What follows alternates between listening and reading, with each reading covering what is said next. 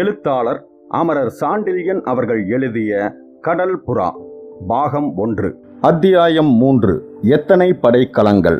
கணக்கற்ற போர் முனைகளிலும் ஆபத்தான எத்தனையோ இதர சூழ்நிலைகளிலும் அச்சத்திற்கு அறவே இடம் கொடாத கருணாகர பல்லவன் அன்று அந்த மாளிகை தளத்தின் மேலறையில் பஞ்சன நடந்து வந்த அஞ்சன விழியால் ஒருத்தி அரைக்கதவை தாளிட்டதும் பெரும் திகில் வசப்பட்டு தான் ஒளிந்திருந்த திரைச்சேலையை இடது கையால் இறுக பிடித்து கொண்டதல்லாமல் எல்லை மீறிய அச்சத்தின் விளைவாக கண்களையும் மூடிக்கொண்டு விட்டானாதலால் அடுத்து என்ன நடந்தது என்பதை அறிய சிறிதும் சக்தியற்றவனானான். பூனக்கண்கள் மூடிவிடும்போது திறக்கும் சுபாவமுள்ள அவன் மனக்கண்கள் மட்டும் நன்றாக மலர்ந்து புது புது கற்பனைகளை கிளப்பி விட்டதால் நான் இருப்பதை அறிந்தவுடன் இந்த அழகி கதறுவாள், மாளிகை காவலர்கள் வருவார்கள், ஆகவே மேலும் சண்டைதான் என்று தனக்குள்ளேயே சொல்லிக்கொண்ட கருணாகர பல்லவன் அவள் கூச்சலை எதிர்பார்த்து இருந்த இடத்திலேயே அசைவற்று நின்றான். ஆடையை களைய முற்பட்ட அந்த ஆரணங்கு விளைவித்த தர்ம சங்கடமான இந்த நிலையிலிருந்து தப்பிவிட சீக்கிரம் காவலர் வந்து சண்டை துவங்கிவிட்டால் கூட மிகவும் நல்லது என நினைத்து நின்ற இளைய பல்லவன் வினாடிகள் பல ஆகியும் அறையில் கூச்சல் ஏதும் இல்லாததை எண்ணி பார்த்து வியப்பின் வசப்பட்டு கண்களை திறக்கலாமா வேண்டாமா என்று தத்தளித்து நின்ற சமயத்தில் வெளியே வா என்று அதிகாரம் ததும்பி நின்ற சொற்கள் இரண்டு அவன் இரண்டு கண்களையும் சரேலென திறந்து விட்டாலும் இதய உறுதியை மட்டும் மேலும் குலைக்கவே செய்தன. ஆண்மகன் ஒருவன் அறையில் மறைந்திருக்கிறான் என்பதை அறிந்ததால் அந்த ஏந்திலை கதறுவாள் என்று எதிர்பார்த்ததற்கு முற்றும் மாறாக அவள் வெகு நிதானமாகவும் அச்சமில்லாமலும் அதிகாரத்துடனும் தன்னை வெளியே வரும்படி அழைத்ததை கேட்டவுடன் வியப்பின் எல்லையை எய்திய இளைய பல்லவன் குனிந்த தலையை நிமிர்த்தி திரைச்சீலைக்கு மேல் எட்டி பார்த்து கண்களை அகல விரித்தான். அவன் எதிரே விரிந்தது ஒரு மோகன உலகம். அரை விளக்கின் பொன்னிற வெளிச்சத்துடன் அறைக்கு வெளியே இருந்து சாளரத்தின் மூலம் பாய்ந்து வந்த வெண்மதியின் வெள்ளி கிரணங்களும் கலந்து கொண்டதால் பொன்னும் வெள்ளியும் இணைத்த ஒரு மாய உலகம் அந்த அறையில் சிருஷ்டிக்கப்பட்டிருந்ததையும் மயக்கம் தரும் அந்த இரு ஒளிகளின் இணைப்பிலேயே புதிதாக உதயமான மாய தேவதை போல இதயத்தை கலங்க வைக்கும் எழிலுடன் அந்த பெண் கையில் ஒரு வாளையும் ஏந்தி நின்று கொண்டிருந்ததையும் கண்ட கருணாகர பல்லவன் தான் இருக்கும் இடத்தையும் சூழ்நிலையையும் அறவே மறந்தான். அவன் மனக்கண்களிலிருந்து பாலூர் பெருந்துறை மறைந்தது, சுங்கச்சாவடி மறைந்தது, துரத்தி வந்த காவலர்கள் மறைந்தனர். நிலைத்து நின்றது எதிரே வாளேந்தி போர்க்களத்துடன் தோற்றமளித்த அந்த மோகன பிம்பம் ஒன்றுதான். விளக்கின் பொன்னொளியையும் வெண்மதியின் வெண்ணொளியையும் கலந்து அவள் மீது பாய்ந்த போதிலும் கலப்படத்தை விட அசல் சிறந்தது என்பதை அறிவுறுத்த முற்பட்டது போல் இக்கலப்புமற்ற சொர்ணமென அவள் மேனி சற்றே மஞ்சளோடி பளிச்சிட்டதை கண்ட இளைய பல்லவன் இப்படியும் ஒரு நிறம் சிருஷ்டியில் இருக்கிறதா என்று வியந்தான். அவள் சேலை இடையில் நன்றாக இழுத்து சுற்றப்பட்டிருந்தாலும் மடிப்புகள் நன்றாக அமையாமல் ஆங்காங்கே அலங்கோலமாக தொங்கியதால் பழைய ஆடையை களைய முற்பட்டதுமே திரைக்கு பின்னால் தான் இருப்பதை அவள் அறிந்திருக்க வேண்டுமென்றும் சேலையை சரேலென்று எடுத்து அவசரமாக சுற்றி கொண்டிருக்க வேண்டுமென்றும் யூகித்து கொண்டானானாலும் அப்படி அலங்கோலமாக சேலையை அவள் சுற்றி கொண்டிருந்ததே அவளுக்கு எத்தனை அழகாயிருந்தது என்பதை எண்ணி பார்த்த அந்த பல்லவ வாலிபன் அடுக்கடுக்காக கொசுவிப்பட்டைகளை ஒட்டி புனையப்படும் ஆடையில் இருப்பதை விட அலங்கோல ஆடையில் பெண்களின் அழகு எத்தனை வசீகரத்தை பெறுகிறது, அப்படி இருக்க பெண்கள் இதற்காக ஆடை புனைவதற்கு அத்தனை சிரமப்பட வேண்டும் என்று தன்னையே கேட்டுக்கொண்டான். ஆடை சிறிது அலங்கோலப்பட்டிருந்த போதிலும் கழுத்துக்கருகில் அது நன்றாக சுற்றி வளைக்கப்பட்டிருந்ததையும் கழுத்தை சுற்றி வந்த மேலாடை நன்றாக இழுத்தும் இடுப்பில் சுருகப்பட்டதால் கழுத்தும் அதற்கு கீழே இரண்டங்களுமே கண்களுக்கு புலனானதையும் கண்ட கருணாகர பல்லவன் நெறிமிகுந்த ஒரு பெண்ணிடம் தான் சிக்கிக் கொண்டிருப்பதை உணர்ந்தான். அப்படி உணர்ந்தும் கூட புஷ்பத்திலிருந்து மேல இஷ்டப்படாத வண்டுகளைப் போல அவன் கண்கள் பூவினும் மிருதுவாக தோன்றிய அவளை வட்டமிட்டன. மேலாடை நன்றாக இழுத்து சுற்றப்பட்டிருந்த காரணத்தாலேயே மறைவிலும் நிறைவு விட்டு தெரிந்த அழகு இளைய பல்லவனின் உடலை கல்லாக சமைத்து விட்டதென்றாலும் அவன் இதயத்திற்கு மட்டும் குதிரை வேகத்தை கொடுத்து ஓடச் செய்தது. வினாடிகள் இரண்டொன்று ஓடியும் நேராக அந்த அழகியை பார்க்க சக்தியற்றதால் மார்பை வளைத்து ஓடிய சேலையையும் அந்த சேலையிலிருந்து இடைவெளி கொடுத்து பளிச்சென தெரிந்த இடைப்பிரதேசத்தையும் பார்த்த கருணாகர பல்லவன் வாளேந்தி நின்ற அவள் கையையும் பார்த்து இத்தனை மெலிந்து குலைந்து கிடக்கும் இந்த இடையை உடையவளுக்கு இத்தனை உறுதியான கை எங்கிருந்து வந்தது என்று எண்ணி பார்த்தான். அத்துடன் வாளை பிடித்து நீண்டு பூவின் இதழ்கள் போலிருந்த அவள் விரல்களையும் கண்ட அவன் மென்மைக்கும் கடினத்திற்கும் இயற்கை ஏதோ சம்பந்தத்தை ஏற்படுத்தி இருக்கிறது, இல்லையேல் இந்த பூவிரல்கள் இத்தனை திடமாக வாளை பிடிக்க முடியுமா என்று தன்னைத்தானே கேட்டுக்கொண்டான். கண்ணை சரையில் என்று தூக்கிய இளைய பல்லவன் அந்த பெண்ணின் முகத்தை 2 வினாடிகளே ஆராய்ந்தான் என்றாலும் அந்த 2 வினாடிகளிலும் எத்தனையோ துன்பத்தை அனுபவிக்கவே செய்தான். அதிகப்படியான இன்பமும் துன்பம்தான் என்பதை அன்று உணர்ந்த அந்த பல்லவ வாலிபன் நீருண்ட மேகத்தை விட கருத்து அடர்த்தியாக தலைமீதிருந்த அவள் குழல் பின்னி விடப்படாததாலும் வாரி எடுத்து முடியப்பட்டிருந்ததாலும் ஒவ்வொரிடத்திலும் பீய்ந்து தொங்கி நூதலிலும் கன்னத்திலும் சில இலைகள் பதிந்து கிடந்தும் கூட அவள் முகத்திற்கு இணையற்ற அழகையே கொடுத்தது. விசாலமான அவள் லாலாட பிரதேசம் மயிரிலைகளால் ஆங்காங்கு மறைக்கப்பட்டிருந்தாலும் இடையிடையே அவள் தங்கச் சருமம் பாலம் பாலமாக தோன்றி மேகத்திரையை கிழிக்க முயலும் சந்திர கிரகணங்களைப் போல பளிச்சிட்டன. நூதலை கண்களிலிருந்து தடுத்து நின்ற வளைந்த கரிய புருவங்களுக்கு கீழிருந்த 2 கண்களும் கரிய இமைகளுக்கிடையே கூர்வேலென பிரகாசித்துக் கொண்டிருந்ததையும் விகசிக்க அப்பொழுதுதான் முற்பட்ட புஷ்பமொட்டு போன்ற நாசி மிக எடுப்பாக அமைந்து அவள் முகத்திற்கு இணையற்ற கம்பீரத்தை கொடுத்ததையும் பக்கங்களில் வளவளத்து இயற்கை மஞ்சளும் கோபத்தால் ஏற்பட்ட சிவப்புமாக கலந்து தங்க அரளையும் செவ்வளரியும் சேர்ந்தது போல பிரம்மையளித்த அவள் அழகிய கன்னங்கள் இதழ்களை பதிவதற்காகவே சிருஷ்டிக்கப்பட்ட மலர் படுக்கைகள் போலிருந்ததையும் கவனித்த இளைய பல்லவன் அவள் செவ்விய இதழ்களை கவனித்ததும் அவை உவமைக்கும் கற்பனைக்கும் அப்பாற்பட்டிருப்பதை உணர்ந்து கொண்டான். கோபத்தால் அவள் வாயுதழ்களை சற்றே கூட்டியிருந்ததால் மலரை இஷ்டப்படாத பூக்களைப் போல அவள் இதழ்களின் சேர்க்கை காணப்பட்டது. அவற்றில் காணப்பட்ட நீரோட்டம் அமுதம் என்பது இருந்தால் இதுவாகத்தான் இருக்க வேண்டும் என்று பொருள் கூறுவது போல இருந்தது. அந்த உதடுகளிலேயே நீண்ட நேரம் இளைய பல்லவனின் கண்கள் நிலைத்தன. கண்கள் என்ன, அவன் இதயமும் அந்த கனி இதழ்களை விட்டு அகல இஷ்டப்படாதது போலவும் அந்த இதழ்களிடம் ஓடிவிட ஆசைப்படுவது போலவும் வேகமாக அடித்துக் கொண்டிருந்தது.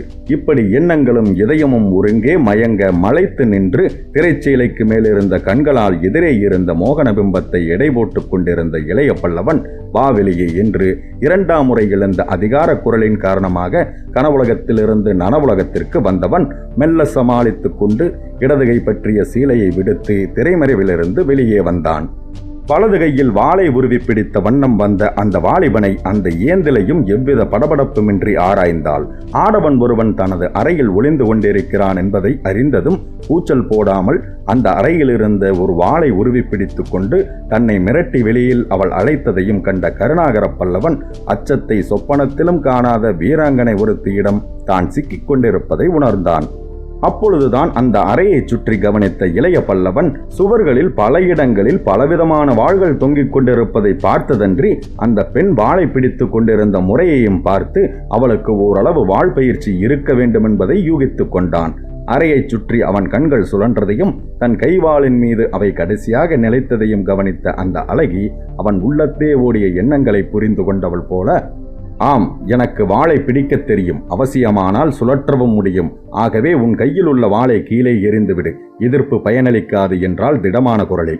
அவள் பேச்சும் பேச்சில் கண்ட துணிவும் கருணாகர பல்லவனுக்கு மென்மேலும் பிரமிப்பை அளித்தாலும் அவள் சொற்படி வாளை கீழே எறிய இஷ்டப்படாமல், மன்னிக்க வேண்டும், இந்த வாள் என் ஆயுள் துணைவன், பல வருடங்களாக நாங்கள் இணை பிரியாதிருக்கிறோம். ஆகவே இப்பொழுது இதை புறக்கணிப்பதற்கில்லை தவிர என்று பதில் சொல்ல முயன்று மென்று விழுங்கி இழுத்தான். அவள் வண்டு விழிகள் வியப்பினால் மலர்ந்தன. தவிர மேலே என்று மலர் அதரங்கள் உத்தரவிட்டன. அவள் அஞ்சன விழிகளை ஒருமுறை கருணாகர பல்லவனின் விழிகள் நன்றாக ஏறெடுத்து பார்த்தன. வீரர்கள் தோல்வியுறும் போதுதான் வாளை கீழே எறிவார்கள் என்று சுட்டி காட்டினான் துணிவுடன். அவள் இதழ்கள் இகழ்ச்சியால் சற்றே மடிந்தன. அப்படி அவை கடைசியில் மடிந்ததால் கன்னங்களில் விழுந்த குழிகளும் அவளுக்கு புதுவிதமான அழகை அளித்ததை கருணாகர பல்லவன் கவனித்தான். அவன் தன்னை பல இடங்களிலும் கவனிப்பதை கண்டதால் மிகுந்த சங்கடமும் சீற்றமும் அடைந்த அந்த அழகி, நீ ஆண்மகனானதால் என்னிடம் தோற்க மாட்டாய், சற்று விளையாடி பார்க்கலாம் என்று மனப்பால் குடிக்கிறாயா என்று இகழ்ச்சியும் கோபமும் துணித்த குரலில் கேட்டாள். கருணாகர பல்லவன் இளநகை புரிந்தான். அப்படி நான் நிச்சயமாக சொல்லவில்லையே. எதை நிச்சயமாக சொல்லவில்லை? மீண்டும் சீற்றத்துடன் எழுந்தது அவள் கேள்வி. உங்களிடம் தோற்க மாட்டேன் என்பதை. பெண் என்பதால் என்னை பார்த்து நகைக்கிறாயா? இல்லை இல்லை, நகைப்புக்கு இடமில்லை. வேறெதற்கு இடம் இருக்கிறது? பிரமிப்பிற்கு. அந்த வாலிப வீரன் தன் அழகை பற்றி குறிப்பிடுகிறான் என்பதை சந்தேகமற உணர்ந்து கொண்ட அந்த பெண் ஒரு வினாடி தன் கால் பெருவிரலால் நிலத்தை கீறி இடையே சிறிது நிலைத்து சற்றே சங்கடப்பட்டாலும் அடுத்த வினாடி அதை உதறிவிட்டு, நீ சீக்கிரம் இந்த வாளை கீழே எறியாவிட்டால் உன் பிரமிப்பு இன்னும் அதிகமாகும் என்று கூறிவிட்டு கோபம் துளிர்த்த புன்முறுவல் ஒன்றையும் உதடுகளில் படரவிட்டாள். இப்போது இருப்பதை விட அதிக பிரமிப்பு எப்படி ஏற்பட முடியும் என்று விஷமத்துடன் வினவினான் கருணாகர பல்லவன். ஏற்பட வழி இருக்கிறது என்றாள் அவளும் இகழ்ச்சியுடன். என்ன வழி என்று கேட்டான். பதிலுக்கு இதோ பார் என்று கூறிய அந்த பெண் என்ன செய்ய உத்தேசித்திருக்கிறாள் என்பதை யூகிக்கும் முன்பாகவே அவள் கைவாள் திடீரென சுழன்று இளைய பல்லவனது வாளை மின்னல் வேகத்தில் விற்றென்று ஒருமுறை சுழற்றிவிடவே திக்பிரமையடைந்த அந்த வீரன் எல்லையில்லா பிரமிப்புடன் அந்த பெண்ணை கூர்ந்து நோக்கினான்.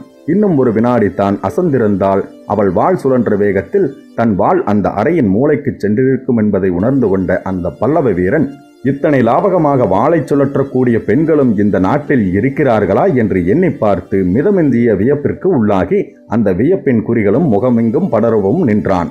பிரமிப்புக்கு உள்ளானது அவன் மட்டுமல்ல, அந்த பெண்களின் கண்களும் பிரமிப்பை கொட்டின. அதையும் கருணாகர பல்லவன் கவனித்தான்.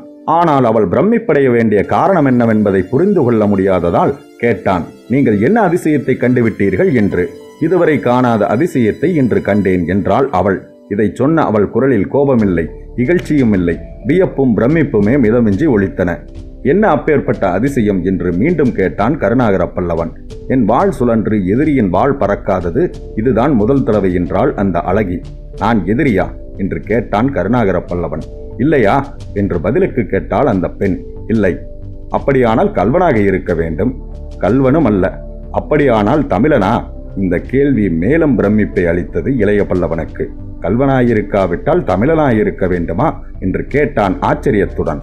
அவள் நிதானமாக பதில் சொன்னாள். நீ நாணயமாக வாயில் வழியாக வரவில்லை, சாளரத்தின் மூலம் உள்ளே குதித்திருக்கிறாய். தவிர திரைமறைவில் இருந்திருக்கிறாய். ஒளிபவன் கல்வனாக இருக்க வேண்டும், இல்லையேல் தமிழனாக இருக்க வேண்டும்.